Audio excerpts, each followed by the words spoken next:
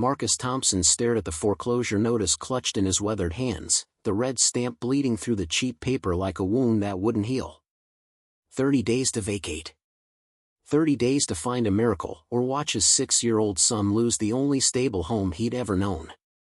The morning sun slanted through their apartment's cracked window, illuminating dust motes that danced above cardboard boxes already half-packed with their meager belongings. Before we jump back in, tell us where you're tuning in from, and if this story touches you, make sure you're subscribed, because tomorrow, I've saved something extra special for you.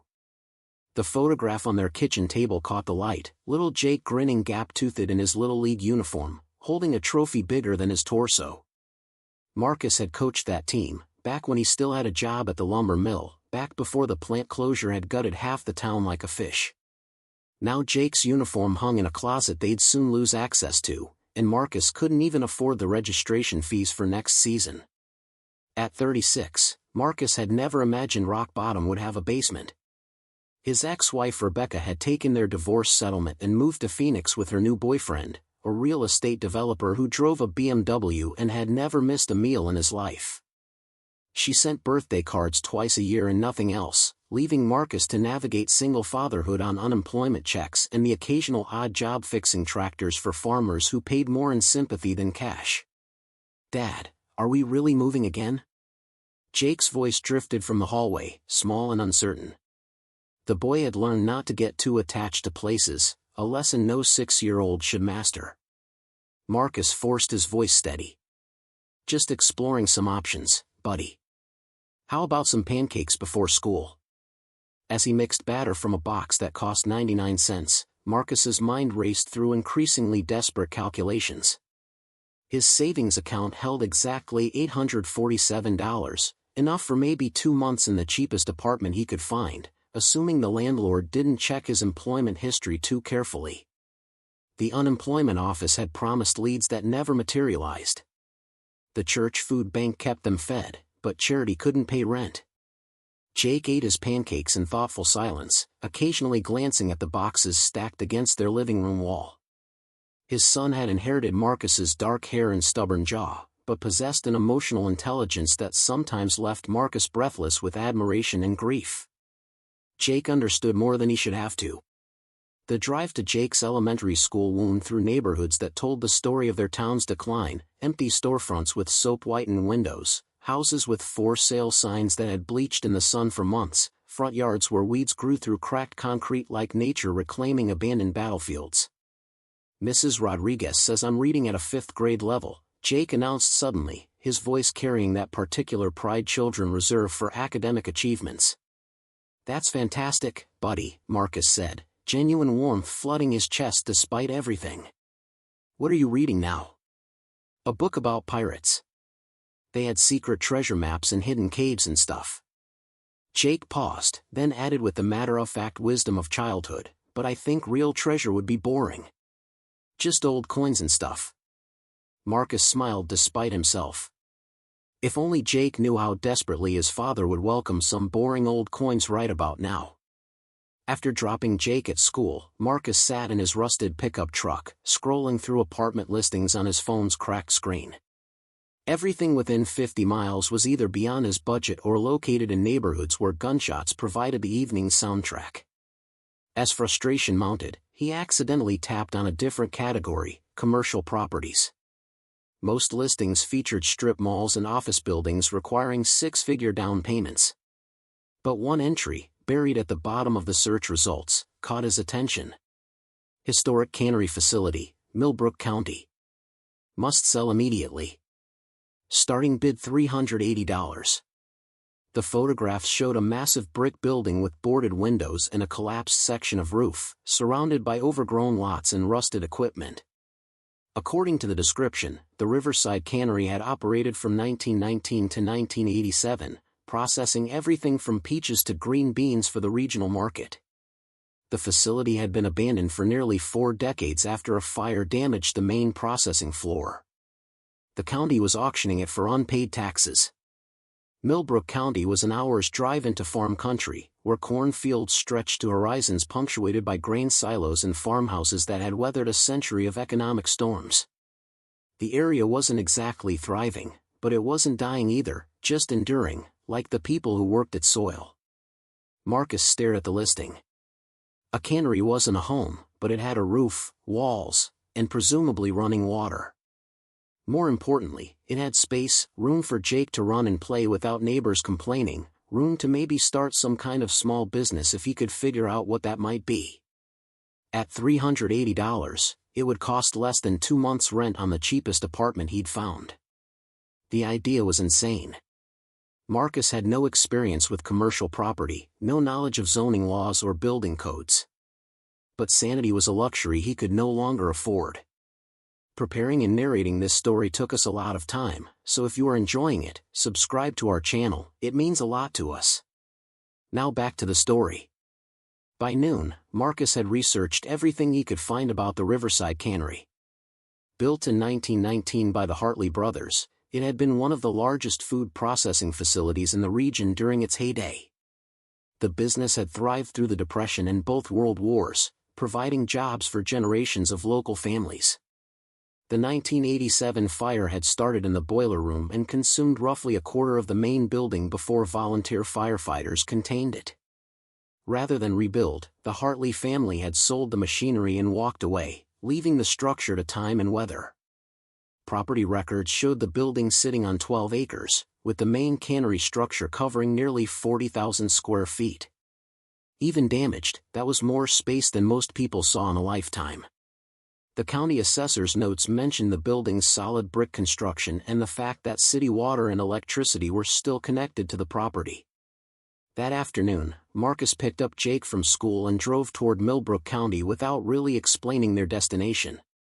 The boy seemed content to watch farmland roll past the truck windows, occasionally pointing out horses or cows with the enthusiasm of a city kid discovering rural life. "Where are we going, Dad?" Jake finally asked as they turned onto increasingly narrow country roads. "To look at a building," Marcus replied. "Something that might solve some problems for us." The Riverside Cannery revealed itself gradually as they crested a small hill, first the distinctive silhouette of its brick chimney, then the main structure sprawling beside a creek that had probably powered the original mill. Up close, the building was both more impressive and more daunting than the photographs had suggested. The main structure rose 4 stories, built from red brick that had weathered to a rich burgundy patina.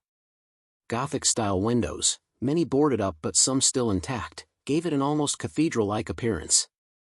The damaged section where the fire had occurred was obvious, twisted metal beams jutted from collapsed masonry, and weather stains marked where rain had penetrated for decades.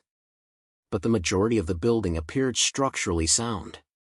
The roof over the main processing areas seemed intact, and the thick brick walls showed few signs of serious deterioration. Weeds and small trees had taken root in the parking areas, but the building itself possessed the solid permanence of an era when things were built to last centuries, not decades. "It looks like a castle," Jake breathed, his eyes wide with wonder. "Are we going to live in a castle, Dad?" Marcus surveyed the property with a mixture of terror and possibility. The building was enormous, far too large for just the two of them. But it also represented something he hadn't felt in months: potential. With enough work, portions of it could be converted into living space. The rest could be rented to local farmers for storage, or maybe developed into some kind of workshop or small manufacturing operation. "Maybe, buddy," he said finally. "It would need a lot of work first." They walked the perimeter of the building, finding several entrances secured with chains and padlocks. The loading docks where trucks had once collected canned goods were still functional, though choked with vegetation.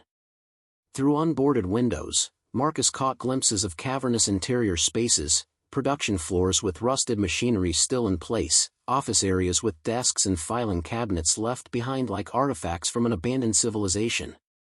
At the rear of the building, they discovered something unexpected: a small residential structure, probably the former plant manager's house. 2 stories, brick construction matching the main building, with a covered porch and mature oak trees providing shade. The windows were intact, and the roof appeared solid. "Dad, there's a house too," Jake pointed out with growing excitement. "And look, apple trees." Indeed, what had once been an orchard stretched behind the residential building. The trees were overgrown and unpruned, but heavy with fruit that had been dropping and rotting for weeks. The sight struck Marcus as almost symbolic, abundance going to waste for lack of someone to tend it. As evening approached, they sat on the steps of the manager's house, sharing a candy bar Marcus had found in his truck's glove compartment. The sun painted the brick buildings golden, and the sound of the creek provided a peaceful soundtrack that was the opposite of their current apartment's urban chaos. "I like it here," Jake announced. "It's quiet but not scary quiet. And there's so much space for stuff." Marcus nodded, his mind already running calculations. The auction was scheduled for the following afternoon. Even if he bid the minimum amount and won the property, he'd face enormous challenges, making the residential building habitable, securing the main structure, figuring out how to generate income from 12 acres of possibilities. But as he watched his son explore the overgrown orchard with the fearless curiosity of childhood, Marcus felt something he'd almost forgotten: hope. Not the desperate hope of gambling everything on a lottery ticket, but the solid hope of a man who saw work that needed doing and believed he might be capable of doing it. That night, after Jake had fallen asleep in their apartment, Marcus researched building renovation, commercial property management, and small-scale agricultural operations until his eyes burned. The more he learned, the more convinced he became that the cannery represented not just a roof over their heads, but a chance to build something lasting for his son. The next morning dawned clear and cool, perfect weather for an auction that would determine their future. Marcus had transferred every available dollar to his checking account, $847 that represented months of careful savings and sacrifice. If someone else wanted the property badly enough to bid against him, he would lose. But something in the photos, in the solid permanence of those brick walls, suggested the cannery had been waiting for them just as desperately as they needed to find it. "Are we going to get our castle today?" Jake asked over breakfast, his excitement barely contained. "We're going to try," Marcus replied, meaning it more than he'd meant anything in years. "But remember, sometimes the best adventures are the ones we don't expect." At the county courthouse, Marcus discovered he wasn't alone in his interest. A handful of other bidders had gathered, mostly contractors and investors with clipboards and calculating expressions. Marcus felt underdressed in his work clothes and boots, but reminded himself that passion might count for more than polish in this particular auction. The auctioneer, a weathered man in his 60s, called the Riverside Cannery as Lot 17. He read the property description in the rapid-fire cadence of someone who'd conducted thousands of similar sales, then opened bidding at $380. Marcus raised his hand immediately, his heart hammering against his ribs. A contractor in a clean pickup truck bid $400. Marcus countered with $425. The bidding continued in measured increments: $450, $475, $500, each number representing groceries, utilities, the small luxuries that separated survival from merely existing. At $680, the contractor shook his head and stepped back. Only Marcus and a woman in a tailored suit remained. She bid $700 with the casual confidence of someone for whom money was a tool rather than a constant source of anxiety. Marcus had $847. If he bid $750 and won, he'd have less than $100 left for food, gas, and the 1,000 unexpected expenses that would surely arise. If he bid higher and won, he'd have nothing at all. If he didn't bid higher, he'd lose everything anyway when their lease expired. $750, he called out, his voice steadier than he felt. The woman in the suit studied him for a long moment, then glanced at her phone and shook her head. Apparently, $750 exceeded her assessment of the property's value. Going once, the auctioneer called. Going twice. Marcus held his breath, aware that his entire future balanced on whether anyone else would raise their hand in the next few seconds. Sold to bidder 47 for $750. As Marcus signed the paperwork that transferred ownership of the Riverside Cannery to his name, his hands trembled slightly. He'd just spent nearly everything he owned on a deteriorating building he'd never seen the inside of, in a county where he knew no one. By any rational measure, it was the most foolish decision of his life. But as he walked out of the courthouse with the deed in his pocket, Marcus felt lighter than he had in years. He owned something now, not just property, but possibility. 12 acres of it. The drive back to collect Jake from school took them past fields where corn stood shoulder-high and farmhouses where smoke curled from chimneys against the early October sky. This was their world now, Marcus realized. A place where seasons still mattered, where work had meaning, where a man could build something with his hands and know it might outlast him. At the cannery, as Jake explored their new domain with the joy of a boy who'd been given a kingdom, Marcus noticed something he'd missed before. Near the main building's entrance, partially obscured by decades of ivy growth, was a cornerstone bearing an inscription, "Built to Last, Hartley Brothers 1919. As if in response to that declaration of permanence, Marcus heard a sound that didn't belong, the scrape of metal on stone, coming from somewhere inside the building. The main entrance was still chained shut, and they were alone on the property. Yet something was definitely moving inside their castle. The sound came again, deliberate, methodical, like someone prying at metal with a crowbar. Marcus instinctively stepped closer to Jake, his protective instincts sharpening as he scanned the building's exterior for signs of entry. Every door and window they'd seen was secured, yet something or someone was definitely inside their new property. "Stay close to me," Marcus whispered, guiding Jake behind him as they approached the main entrance. The heavy chains securing the double doors were undisturbed, their rust patterns unbroken. But around the corner, near what had been the loading dock, Marcus discovered a section of brick wall where mortar had crumbled enough to create an opening barely wide enough for a person to squeeze through. Fresh scuff marks in the dirt suggested recent passage. Someone had been using this entrance regularly. The scraping sound stopped abruptly, replaced by an unnatural silence that seemed to press against Marcus's eardrums. Whoever was inside had heard their voices. "Hello?" Marcus called out, trying to project authority he didn't feel. "This is private property. You need to come out now." A crash echoed from deep within the building, followed by the rapid slap of footsteps on concrete. Marcus caught a glimpse of movement through one of the unboarded windows, a figure in dark clothing disappearing into the building's interior. "Dad, maybe we should call the police," Jake suggested, his earlier excitement replaced by uncertainty. Marcus considered this, but his phone showed no signal bars. They were miles from town, and by the time law enforcement arrived, whoever was trespassing would be long gone. More troubling was the possibility that this wasn't random, that someone had specific business in the cannery they didn't want discovered. "Let's check the manager's house first," Marcus decided. "Make sure it's secure." The residential building sat 50 yards from the main cannery, connected by a covered walkway that had once allowed the plant manager to move between home and workplace without exposure to weather. The house's front door was locked, but Marcus found a loose window on the side porch that yielded to gentle pressure. Inside, the manager's house was a time capsule from 1987. Furniture sat exactly where it had been left, a plaid sofa facing a console television, dinner plates still stacked in the kitchen sink, a wall calendar turned to March of that year. Dust lay thick on every surface, but the structure was sound. No signs of vandalism or recent intrusion. "It's like a museum," Jake whispered, running his finger through the dust on a coffee table. "Why did they leave everything?" Marcus was wondering the same thing.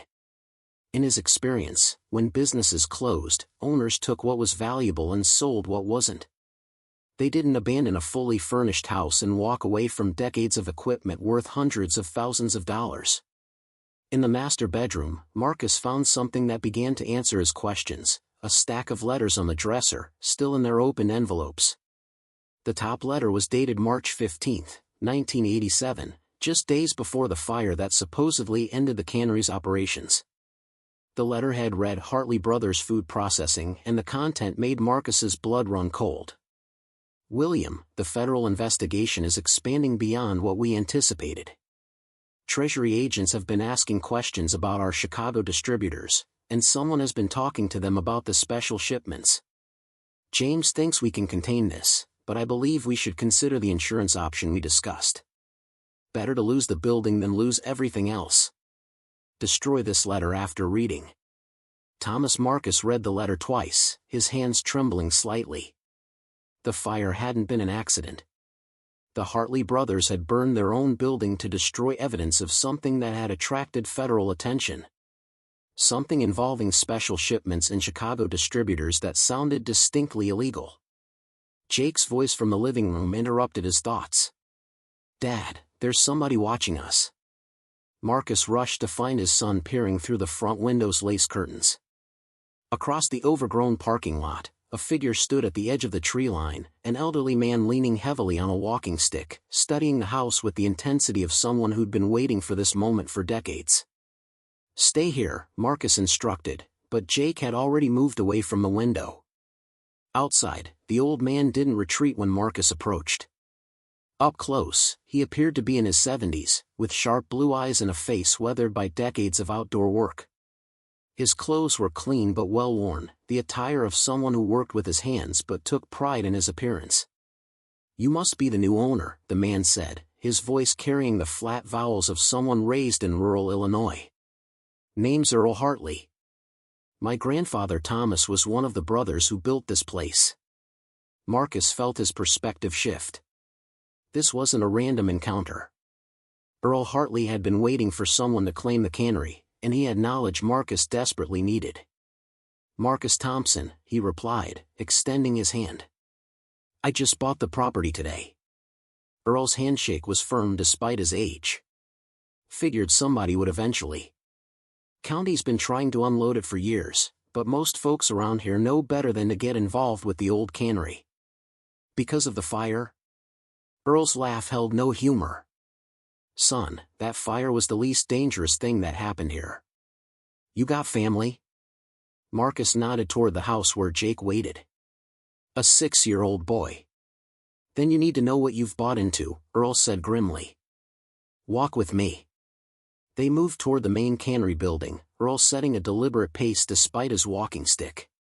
"My grandfather and his brother James started this operation in 1919, right after the war. Good, honest business for 60 years. Employed half the county, provided food for the whole region. But when Prohibition started, some Chicago businessmen came calling with a proposition." Marcus felt a chill of understanding. "They weren't just canning peaches." "Smart man," Earl nodded. "The cannery was perfect for it: railroad access, isolated location, existing distribution network for legitimate goods. They started running corn liquor in special containers, hidden inside legitimate shipments. Made more money in 2 years than they'd made in the previous 10. They reached the main building's entrance, where the chains securing the doors looked more ominous now that Marcus understood what they were protecting. When Prohibition ended, the Chicago business should have ended too," Earl continued.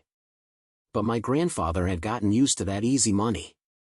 Instead of corn liquor, they started moving other things. Stolen goods, contraband cigarettes, eventually worse stuff.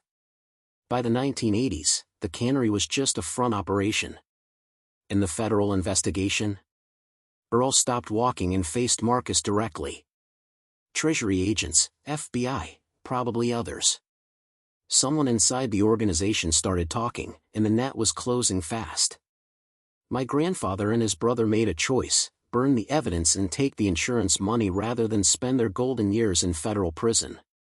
They stood in silence for a moment, listening to the sound of the creek and the rustle of wind through the overgrown orchard. Marcus was beginning to understand why the cannery had sold for $380, and why Earl seemed more concerned than congratulatory about the purchase. "There's more, isn't there?" Marcus asked. Earl nodded grimly. "The fire destroyed the processing equipment and the records, but it didn't destroy everything. My grandfather was a careful man, and he didn't trust banks. Before the fire, he and James moved their most valuable assets to a location they thought would be safe indefinitely." "Where?" Instead of answering, Earl pointed his walking stick toward the foundation of the main building. "You know much about Prohibition-era architecture?" Marcus shook his head. "When you're running an illegal operation, you build in contingencies," Earl explained. "Hidden rooms, escape routes, secure storage areas. The Hartley brothers weren't just food processors, they were smugglers, and they built this place like a fortress. The pieces were falling into place. The sounds we heard earlier. Someone's been accessing those hidden areas. Been happening for months, Earl confirmed. Local kids think it's haunted, but I know better. Someone's been searching for what my grandfather left behind, and they're getting close to finding it. How much are we talking about? Earl was quiet for a long moment, studying Marcus's face as if deciding whether to trust him with information that had been kept secret for nearly 4 decades. In 1987, my grandfather told me they had accumulated over $2 million in cash and gold, he finally said. Money they couldn't deposit in banks, couldn't invest legitimately, couldn't explain to the IRS. When they decided to burn the cannery, they sealed that fortune in a vault built into the building's foundation. The insurance money let them disappear to Florida, but they never came back for their hidden assets. Marcus's legs felt unsteady.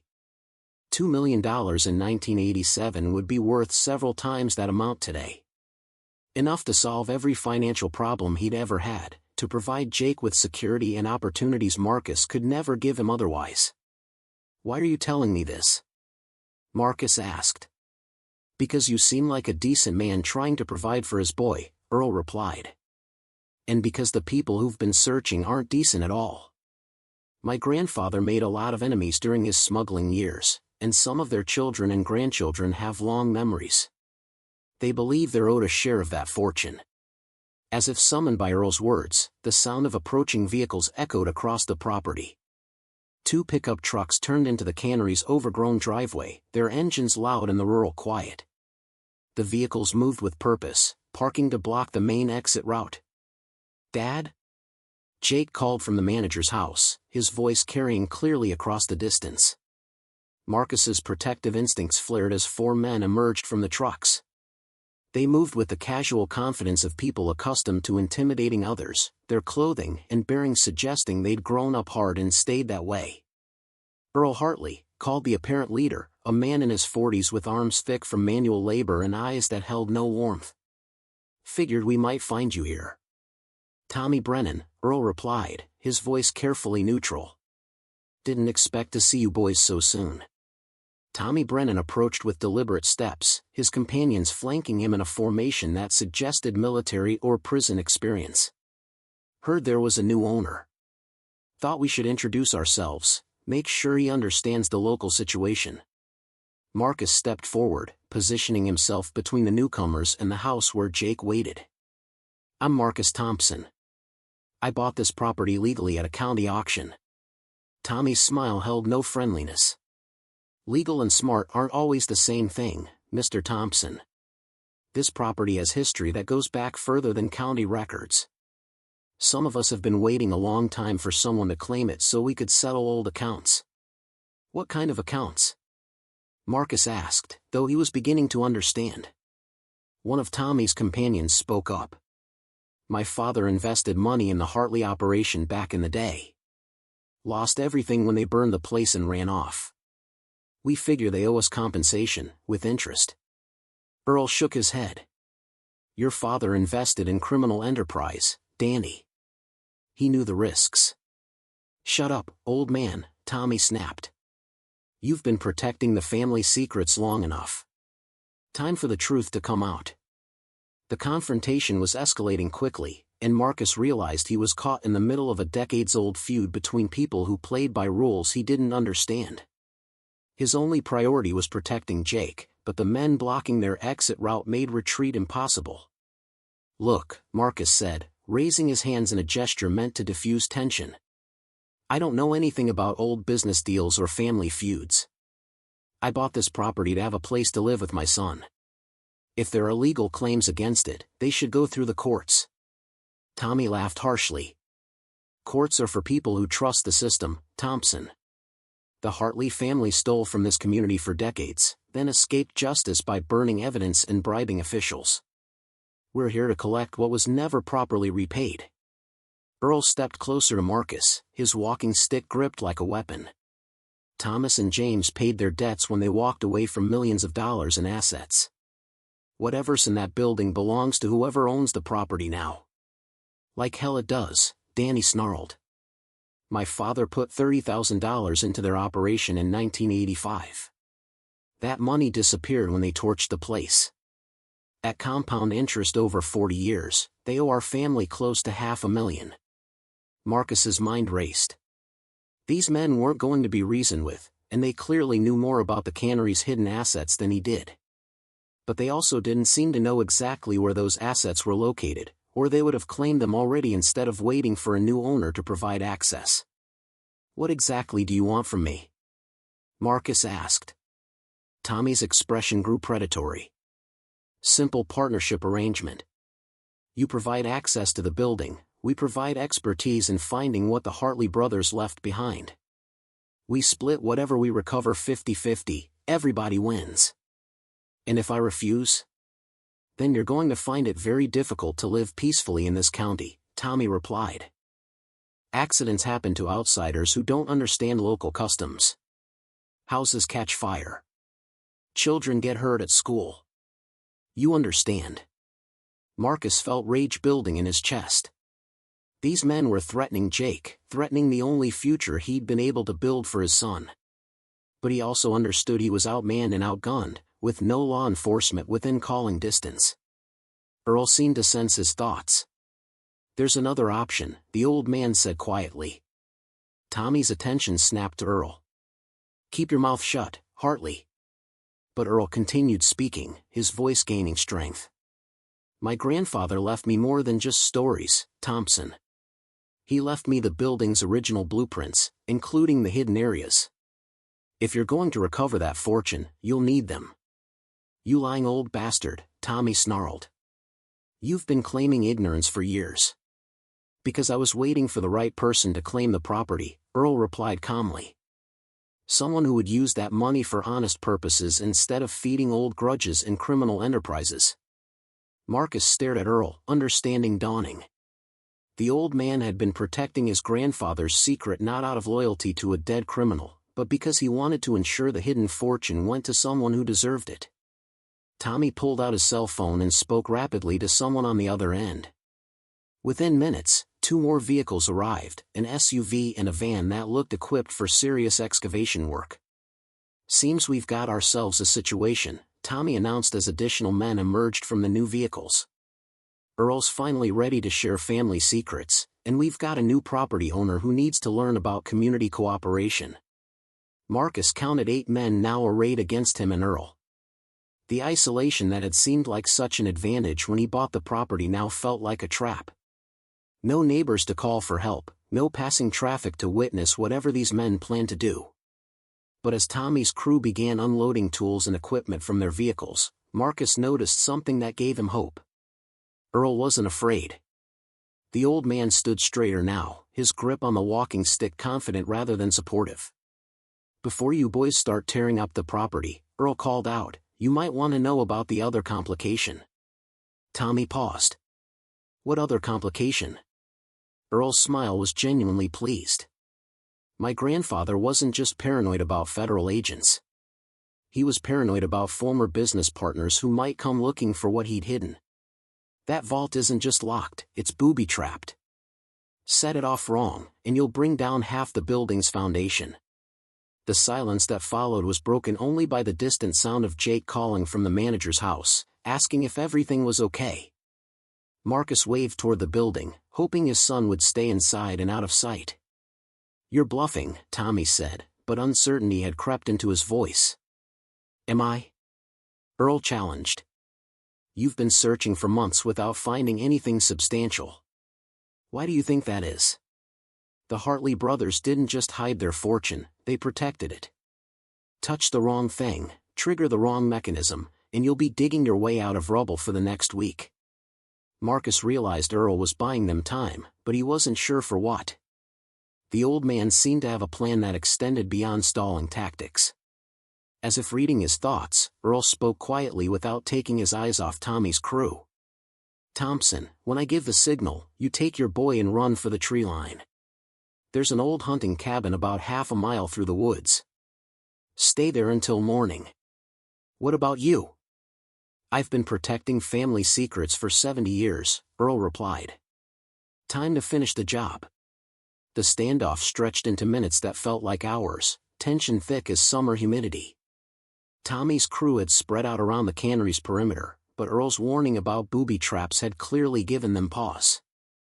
Marcus could see them exchanging uncertain glances, their earlier confidence eroding as they processed the implications of triggering an explosion in a century-old building. Earl leaned heavily on his walking stick, but his eyes remained alert, scanning the tree line beyond the property. Marcus was beginning to suspect the old man was waiting for something specific. "Enough games," Tommy finally announced, pulling a crowbar from his truck. "Traps or no traps, that money's been sitting down there for 40 years. Time to dig it up. Tommy Brennan, you always were too stupid to live." The voice came from the woods, calm and authoritative.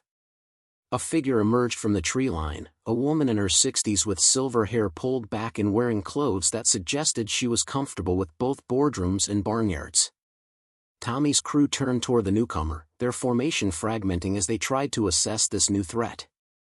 Marcus noticed several of them looked genuinely nervous at the woman's appearance. "Sheriff Hartley," Earl said with obvious relief. "Took you long enough." Marcus stared as understanding dawned. This wasn't just any law enforcement officer, this was family. Another Hartley, which meant another keeper of the cannery's secrets. Sheriff Margaret Hartley approached with the measured pace of someone accustomed to diffusing volatile situations. "Tommy, you and your boys need to pack up and head home. You're trespassing on private property, and you're doing it with enough tools to constitute breaking and entering." "This isn't your jurisdiction, Margaret," Tommy replied, but his voice had lost its earlier swagger. "We're in Millbrook County, not yours." "Actually, I'm here at the request of Millbrook County Sheriff's Department," Margaret replied smoothly. "Seems they got a report about suspicious activity at the old cannery. Asked me to check it out since I know the local history." She turned to Marcus, extending her hand. "You must be Mr. Thompson." "I'm Margaret Hartley, Earl's niece and sheriff of the neighboring county. My grandfather Thomas built this place." Marcus shook her hand, noting the same firm grip and direct gaze he'd observed in Earl.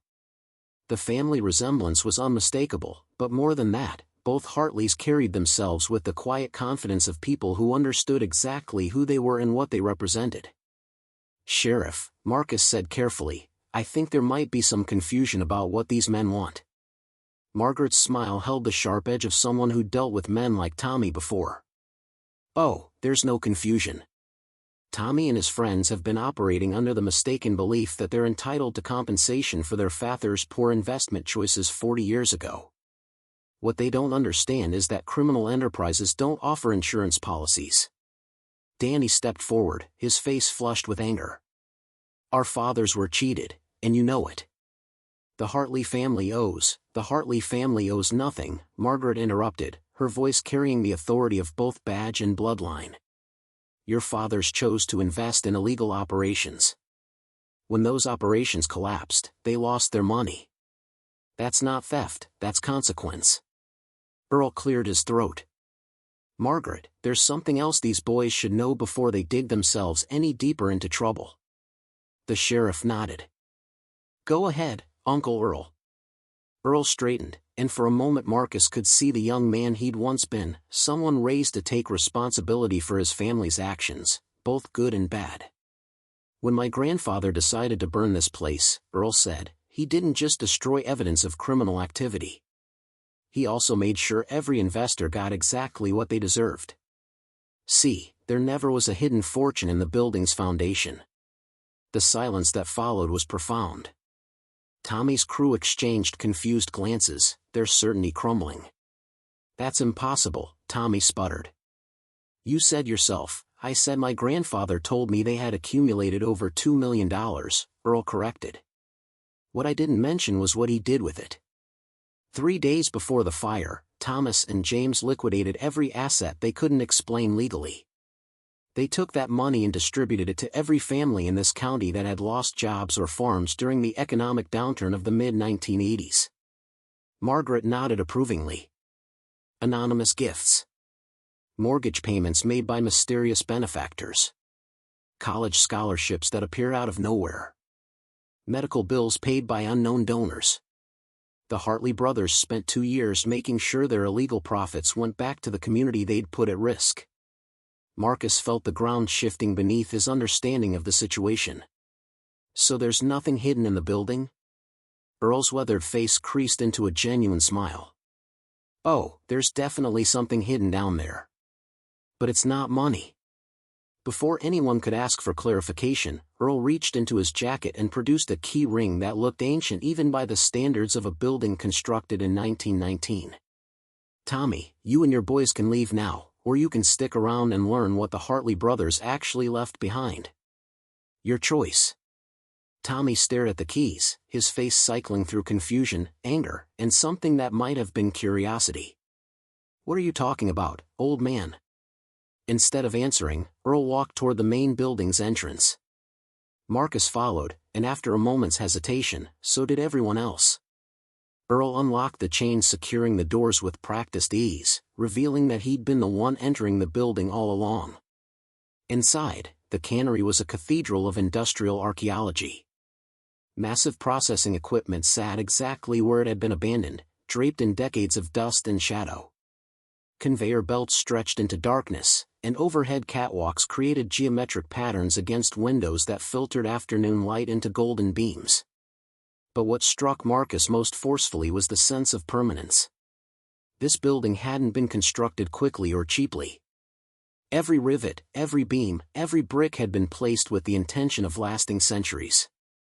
The Hartley brothers might have been criminals, but they'd also been craftsmen.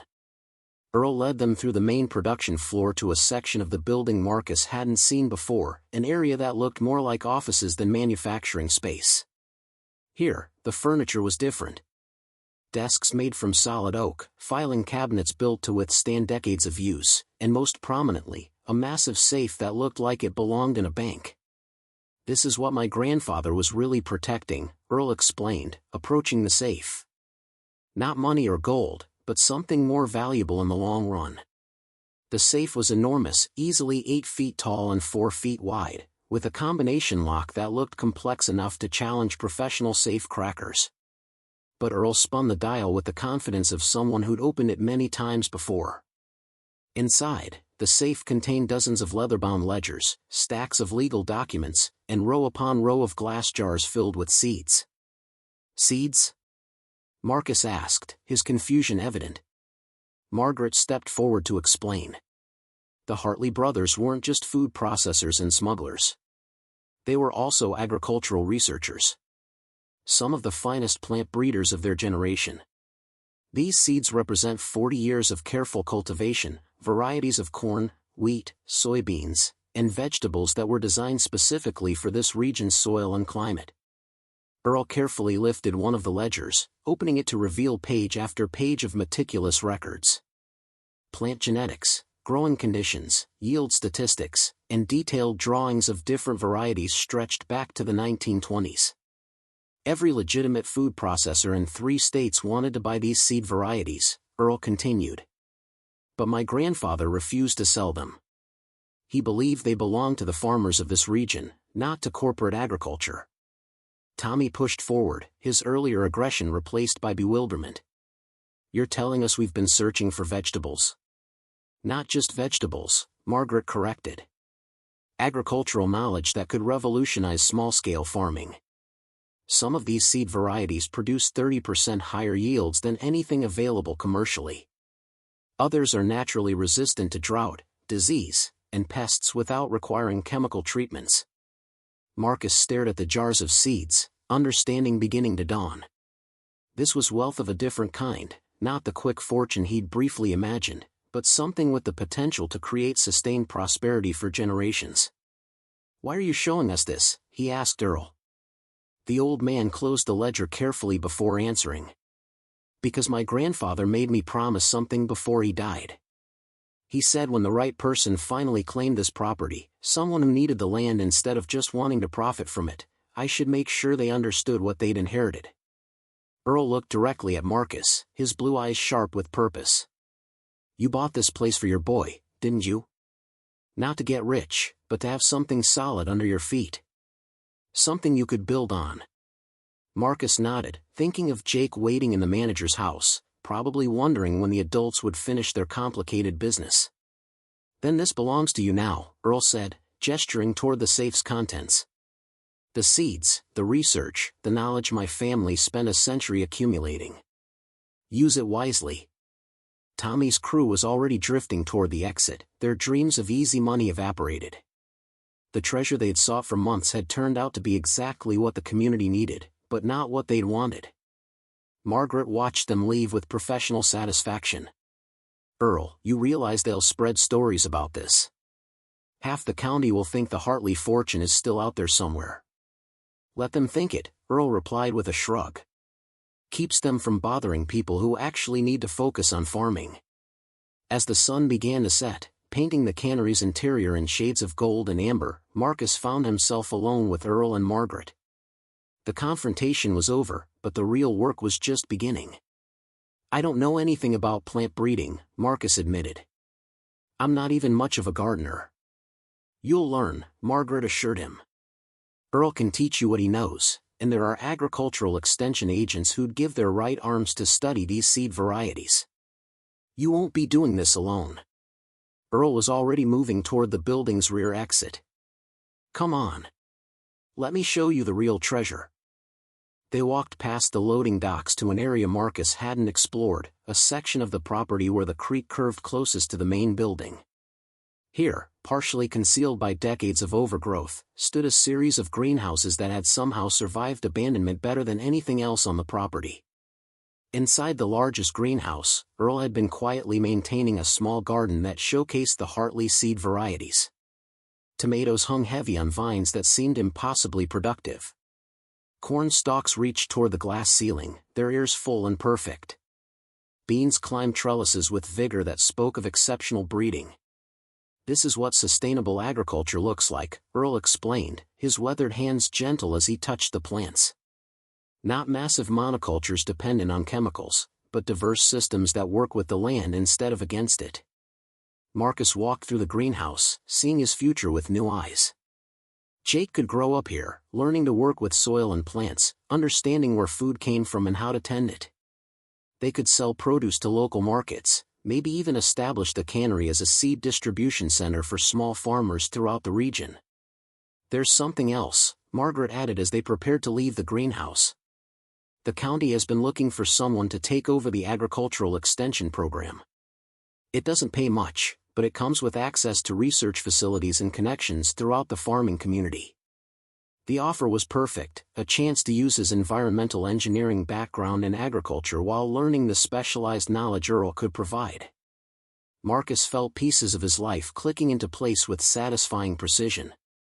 That evening, after Earl and Margaret had departed and Jake had explored every accessible corner of their new domain, Marcus sat on the manager's house porch watching stars emerge in a sky unmarred by city light pollution. The confrontation with Tommy's crew felt like something from another lifetime, already fading into the category of problems solved and left behind. Jake sat beside him, clutching a mason jar filled with fireflies he'd captured in the orchard. "Dad, are we really going to live here forever?" "As long as you want to," Marcus replied, meaning it more than he'd ever meant anything. "And we can grow vegetables and maybe have chickens?" "Definitely chickens. Earl says the Hartley brothers developed a breed that lays eggs year-round." Jake considered this seriously. "I think I'd like that.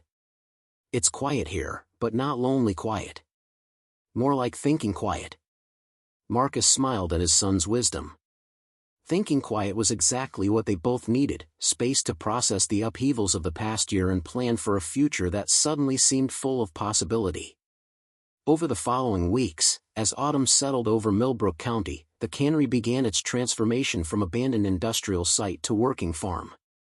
Marcus hired local contractors to make the manager's house fully habitable, but he left the main building largely untouched. Its cavernous spaces would serve as storage for farm equipment, processing facilities for their produce, and eventually, perhaps, as a community center where Earl could teach young farmers the knowledge his family had preserved. The federal investigation that had destroyed the original cannery operation was long over, the agents retired or dead, the case files archived and forgotten. But the land remembered everything, the seasons of honest work before Prohibition, the years of criminal enterprise, the decades of abandonment, and now this new chapter of renewal. Earl visited daily, his official role as teacher and advisor gradually evolving into something closer to grandfather. He showed Marcus which seeds to plant where, how to read the subtle signs of soil condition and weather patterns, and most importantly, how to think in terms of seasons and years rather than immediate results. Farming's not about getting rich quick, Earl explained one morning as they planned next year's crop rotation. It's about building something that gets better over time. Soil improvement, seed selection, knowledge accumulation. Each year should be better than the last, not because you're working harder, but because you're working smarter. Jake thrived in the rural environment, his asthma disappearing entirely in the clean air. The local school was small but excellent, and Jake quickly made friends among the children of farming families who understood both the rewards and responsibilities of rural life. One evening in late October, as Marcus and Jake harvested the last of their experimental tomatoes, Jake made an observation that stopped his father cold. "Dad, I think the plants here are different because they remember being happy." Marcus knelt beside his son, studying the boy's serious expression. "What do you mean?" "Earl says his grandfather's grandfather planted some of these same seeds over 100 years ago. That's a lot of generations of plants growing in the same place, being taken care of by people who love them. I think they remember that." It was child's logic, but it carried a truth Marcus couldn't dismiss. The land did remember, not in any mystical sense, but in the accumulated effects of decades of careful stewardship. Soil enriched by generations of composting. Seed varieties selected for local conditions. Knowledge passed down through families who understood that the land was not something to be exploited, but something to be partnered with. That night, Marcus walked through the cannery's main floor one more time, seeing it not as an abandoned building but as a bridge between past and future. The Hartley brothers had built something designed to last centuries, and despite their criminal detours, the foundation they'd laid was sound. The hidden fortune had never been money. It had always been this, the knowledge of how to make things grow, the seeds that connected them to the past, and the possibility of a future where Jake might walk these same floors with his own children, teaching them the same lessons about patience, stewardship, and the quiet satisfaction of work well done. Outside, the creek that had powered the original mill continued its ancient flow toward the river, carrying with it the stories of everyone who had ever called this land home. Marcus listened to its voice as he locked the building and headed back to the manager's house, where Jake slept soundly in his purple-painted room, dreaming of chickens and spring planting and all the seasons yet to come. The land had kept its promise. Not the promise of easy wealth, but something far more valuable, the chance to build something lasting, to be part of a story that stretched back over a century and would continue long after he was gone. Spring arrived early the following year, bringing with it the kind of soft rain that farmers pray for, steady enough to soak deep into soil that had been dormant too long, gentle enough not to wash away the carefully planted seeds that represented Marcus's first full growing season as steward of the Hartley legacy. From the manager's house kitchen window, Marcus watched Jake race through the rows of emerging corn, his laughter carrying across fields that had finally remembered their purpose. The boy had grown 3 inches over the winter, his frame stretching toward the lanky adolescence that seemed to sneak up on single fathers when they weren't paying attention. But more than his physical growth, Jake had developed the quiet confidence that came from understanding his place in something larger than himself. The transformation of the cannery property had become the kind of story that spreads through rural communities like morning mist, slowly at first, then touching everything in its path. What had started as one desperate man's bid for survival had evolved into something the entire county watched with cautious hope. Marcus dried his hands on a dish towel and stepped onto the porch, breathing air that carried the green scent of growing things and the distant sound of Earl's voice explaining crop rotation principles to a group of visiting agricultural students.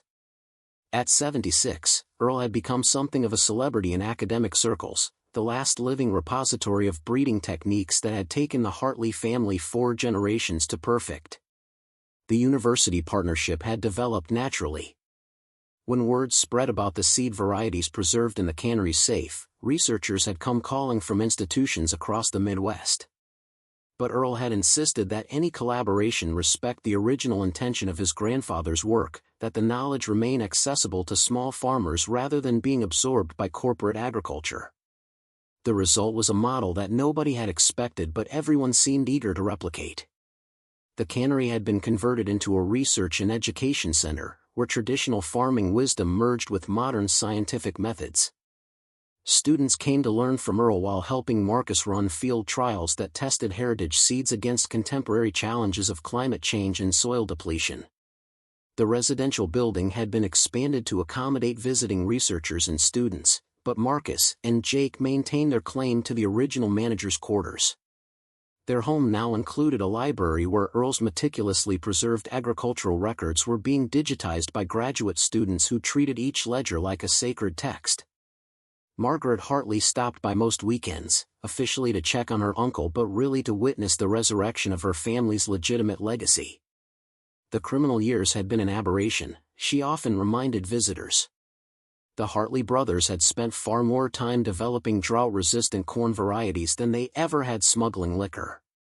Tommy Brennan came by the office yesterday, Margaret mentioned as she joined Marcus on the porch, watching Earl demonstrate proper pruning techniques to a circle of attentive faces. Marcus raised an eyebrow. Trouble? Opposite of trouble. His youngest daughter is graduating high school next month, wants to study sustainable agriculture. He was asking if there might be a place for her in the program here. The irony wasn't lost on either of them. The man who had once threatened to burn down the cannery was now hoping his daughter could benefit from the knowledge it preserved. But that was the nature of small communities, grudges eventually gave way to practical needs, especially when those needs involved the next generation's future. What did you tell him? Margaret smiled. That admission decisions go through Earl and the university committee. But if she's willing to work, there's always room for someone who wants to learn. The conversation was interrupted by Jake's voice calling from the experimental plots. Dad! Come see this. Marcus jogged toward the sound, finding his son kneeling beside a row of tomato plants that looked like something from a fantasy novel. The vines stretched 8 feet tall, heavy with fruit that ranged from deep purple to bright orange, varieties that existed nowhere else in the world except in the Hartley seed collection. Earl says these ones were bred to grow in any soil, Jake explained, his voice filled with the excitement of a boy who understood he was witnessing something special. And they taste different than regular tomatoes. Want to try one? Marcus accepted a slice of the purple variety, surprised by the complex flavor that seemed to combine the best qualities of several different tomato types. How many different varieties did they develop? Earl approached with his characteristic slow gait, but his eyes were bright with satisfaction. Thomas documented 47 distinct varieties before the fire. We've been able to preserve 39 of them, and each one tells a story about this land. He pointed to different sections of the plot, his weathered finger tracing patterns only he could see. These orange ones were bred for the dry years in the 1930s. The purple ones were developed to resist the blight that hit in the 1950s. Every challenge this region faced, my grandfather tried to breed a solution.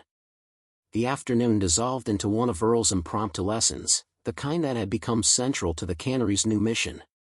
Students took notes while Earl explained how plant breeding was really a conversation between farmer and environment, a dialogue conducted in seasons and years rather than words. As evening approached and the students departed for their dormitories in town, Marcus found himself alone with Earl and Jake in the cannery's main floor. The cavernous space had been transformed into a combination classroom, processing facility, and museum. The original machinery remained in place, cleaned and restored but not operational, a reminder of the building's industrial past. Jake had claimed a corner near the old foreman's office as his homework space, spreading textbooks across a table that had once held production schedules for canned peaches. His math worksheets shared space with sketches he'd made of different plant varieties, art assignments that reflected his growing understanding of the agricultural world around him. 10 years from now, Earl said quietly, watching Jake work, that boy will know more about sustainable farming than most university professors. Marcus nodded, but his thoughts were already ranging further into the future. 20 years from now, Jake would be the one teaching the next generation. 30 years from now, his children might walk these same floors, learning the same lessons about patience and stewardship that Earl had preserved through decades of waiting. The continuity was what struck Marcus most forcefully. The cannery wasn't just being restored, it was being renewed, reconnected to its original purpose of feeding people while respecting the land that made that feeding possible. Saturday mornings had developed their own rhythm. Marcus would wake before dawn to check the greenhouse where Earl maintained the most delicate seedlings, then walk the perimeter of their expanding operation as the sun painted the sky in shades that reminded him why people fell in love with rural landscapes. This particular Saturday found him standing in the old orchard, now pruned and productive again, watching Jake and several other local children collect apples for the cider they'd make in the restored section of the cannery. The children's voices created a soundtrack of normalcy that the property hadn't heard in decades. The financial pressures that had driven Marcus to buy the cannery seemed like memories from someone else's life.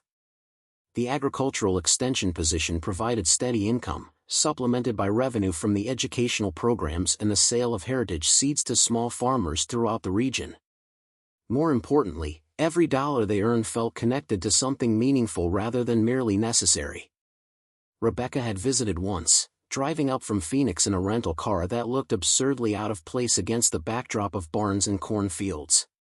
She'd spent an afternoon trying to understand how her ex-husband had transformed from an unemployed mill worker into someone quoted in agricultural journals. "You seem different," she'd observed, watching Jake demonstrate proper composting techniques with the casual expertise of a boy raised among growing things. "Different how?" Marcus had asked, genuinely curious about her perspective. "Settled. Like you finally found where you belong." The observation had surprised him with its accuracy. For the first time in his adult life, Marcus felt like he was building something rather than merely surviving. Each decision he made about crops, land use, or facility improvements would affect not just his immediate welfare but the welfare of students and farmers who hadn't even arrived yet. The cannery's reputation had spread beyond academic circles.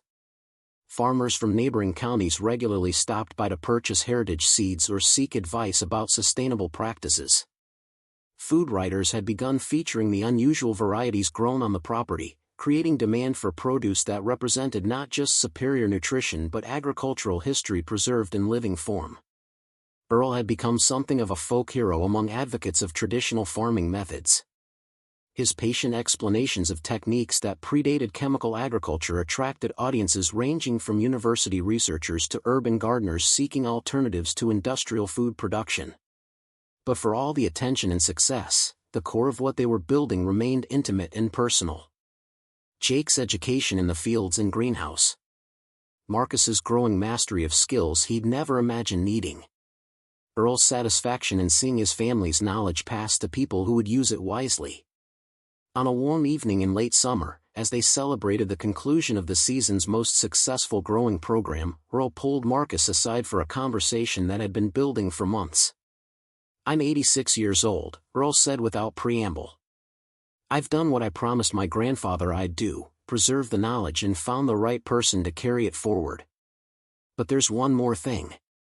He reached into his jacket and withdrew a legal document that looked recently prepared. "This is the deed to my farm, the original Hartley homestead, 2 sections down the road. I'm leaving it to Jake." Marcus stared at the document, overwhelmed by the implications. "Earl, I can't, you're not accepting anything. This is for the boy, to be claimed when he comes of age.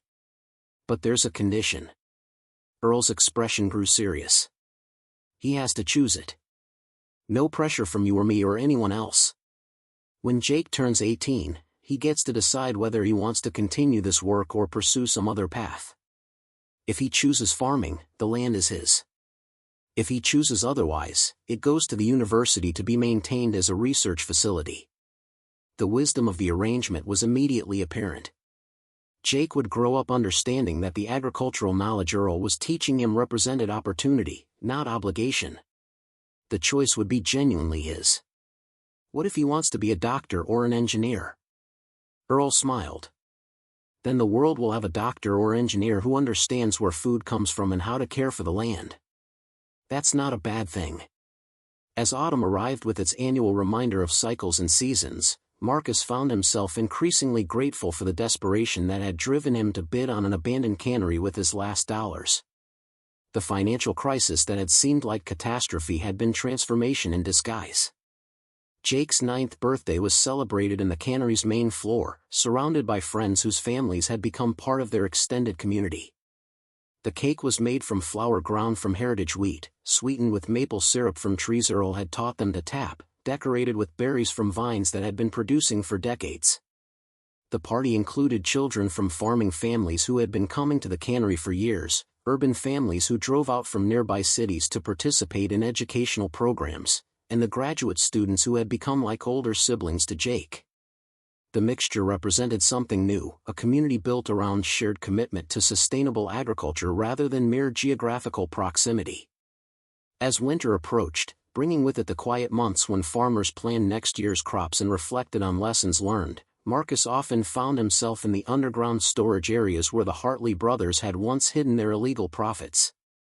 The spaces had been converted into root cellars and seed storage facilities, their thick walls providing perfect climate control for preserving the genetic diversity that represented the cannery's true treasure. Rows of carefully labeled jars contained seeds collected from the best plants of each variety, maintained with the precision of a genetic library. Sometimes Earl would join him in these underground chambers, moving slowly among the stored seeds with the reverence of a curator in a museum dedicated to future possibilities. "People think farming is about this year's crop," Earl would say, running his fingers along jars that contained decades of careful selection. "But really, it's about the crop your grandchildren will grow. Every seed we save today is a vote for what kind of future we believe in." The philosophy had become central to everything they built at the cannery, decisions made not for immediate benefit but for long-term sustainability. It was a way of thinking that required faith in time itself, trust that patient work would yield rewards that might not be visible for generations. On a February morning when snow covered the fields and the greenhouse provided the only color visible from the house windows, Marcus received a letter that marked an unexpected conclusion to the property's complicated history. The letter came from a law firm in Chicago, representing the estate of Thomas Hartley, Earl's grandfather. The old man had lived until the remarkable age of 97 before passing away quietly in a Florida nursing home the previous month. His will contained a final gift to the cannery project, a trust fund established decades earlier with instructions that it be released only when the property returned to legitimate agricultural use under management that understood both its history and its potential. The trust contained enough money to endow the educational programs permanently, ensuring that the cannery's mission could continue regardless of economic pressures or changes in university funding. More significantly, it included a letter written by Thomas Hartley shortly before his death, addressed to whoever had taken over stewardship of the property. Marcus read the letter aloud to Earl and Jake as they sat in the manager's house kitchen, snow falling softly outside windows that framed fields waiting for spring. "To the person who has brought life back to the land my brother and I loved more wisely than we lived, I hope you understand that everything we built there was an attempt to create something lasting. We failed in many ways, corrupted by opportunities that seemed easier than the patient work of agriculture. But we never stopped believing in the land's potential or in the possibility that someone would come along who could fulfill the promise we abandoned. The money in this trust represents not our criminal profits, which we distributed long ago, but savings from decades of honest work after we left the cannery. Use it to ensure that the knowledge we preserved continues to serve the farmers and the land that deserve better than we gave them." The letter was signed simply Thomas Hartley, farmer, with a date just 6 months before his death. Spring returned as it always did, with the inexorable patience of seasons that had been cycling long before humans arrived to witness them and would continue long after the last person learned to read their signs. Marcus stood in the same orchard where he'd first envisioned their future, watching Jake, now taller than his father's shoulder, explain heritage apple varieties to a group of visiting high school students. The boy's confidence and knowledge would have astonished the desperate man who'd bought the cannery 4 years earlier. The property bore little resemblance to the abandoned industrial site Marcus had inherited. The main building hummed with activity as students and researchers worked in laboratories that had been carved from former processing floors. The loading docks where trucks had once collected canned goods now accommodated farm equipment and delivery vehicles carrying heritage seeds to customers throughout the Midwest. But the most profound change was less visible, a sense of purposefulness that seemed to emanate from the soil itself. The land was being used as it was meant to be used, tended by people who understood that their role was not to exploit but to cultivate, not to extract but to nurture. Earl had passed away peacefully the previous autumn, working in his garden until the morning he simply didn't wake up.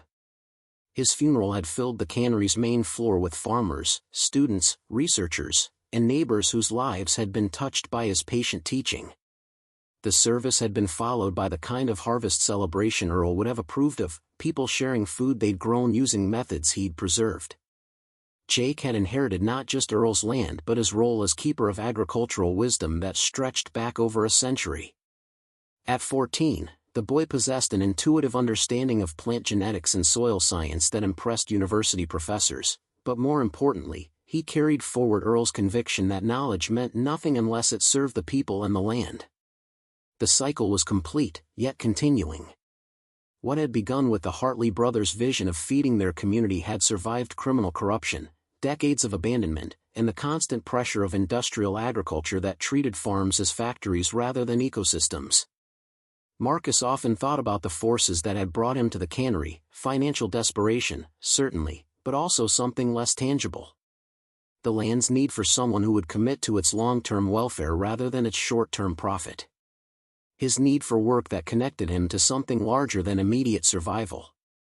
As evening settled over fields that showed the first green traces of this year's crops, Marcus walked the perimeter of his property one more time. The creek that had powered the original mill continued its ancient conversation with the earth, carrying stories downstream toward rivers that connected this rural county to the broader world. Tomorrow would bring new students, new challenges, new opportunities to demonstrate that sustainable agriculture could be both profitable and principled. The season would unfold according to patterns older than human memory, yet guided by human choices about how to honor the partnership between people and land. The cannery's windows glowed with warm light as researchers worked late into the evening, analyzing data from field trials that might influence farming practices for decades to come. In the manager's house, Jake worked on homework that included both algebra and soil chemistry, preparing for a future that would demand both traditional wisdom and modern innovation. Marcus stood in the doorway of the building where his new life had begun, listening to the quiet sounds of productive work and reflecting on the strange alchemy that had transformed desperation into purpose, abandonment into renewal, secrets into shared knowledge. The land breathed around him, not metaphorically but actually, as soil and plants participated in the ancient exchange of gases that made all other life possible. Tomorrow would bring another day of growth, another opportunity to tend something larger than himself, another chance to prove that patient work could yield harvests that nourished both body and soul. Up next, you've got two more standout stories right on your screen. If this one hit the mark, you won't want to pass these up. Just click and check them out. And don't forget to subscribe and turn on the notification bell so you don't miss any upload from us.